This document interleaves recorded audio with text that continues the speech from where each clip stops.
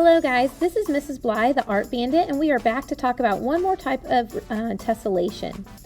The first step for this tessellation is going to be to draw a line along two different sides. Make sure there are two sides that connect, like the top in one side or the bottom in one side, rather than the top and the bottom. Step number 2, cut along the lines.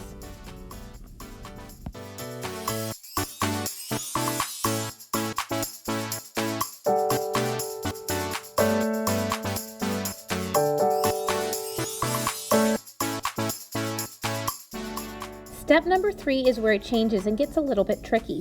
Instead of dragging sideways, just dragging sideways and taping, you're going to actually move it sideways and rotate it before you tape.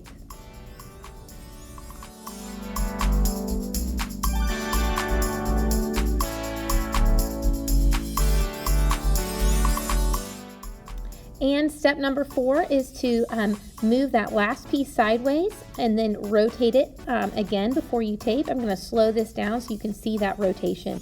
You can tell that I have both the back and the front of my pieces combined because I have those lines on one side and the blank on the other. That kind of gives you an idea of how the rotation happens.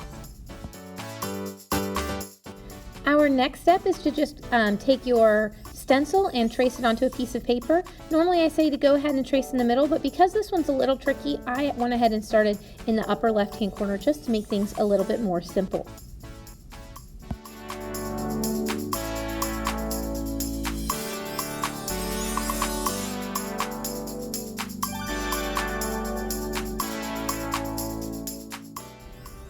Step number 6.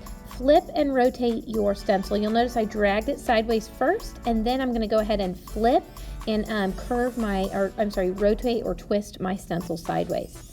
Step number 7 is to connect and trace. Sometimes the connection will be easy to find. Sometimes it might be a little bit tricky, and that's okay. As you flip your stencil, you may just want to continue to just kind of find the best place that it connects, or wherever works the best for you. Continue working on your stencil this way to fill the entire page.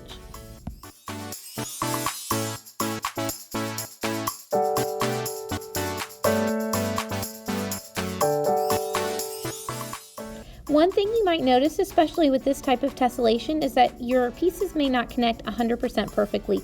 That is okay. Remember, you're an artist, not a computer. It's okay if it doesn't connect perfectly. In fact, when you see my finished artwork, there's actually one part that was off by almost a ½ inch.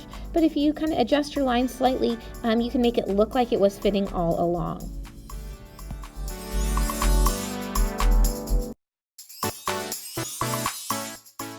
I hope you enjoyed making your tessellation artwork. If you enjoy my videos, go ahead and click that subscribe button in the lower right-hand corner. What will you create?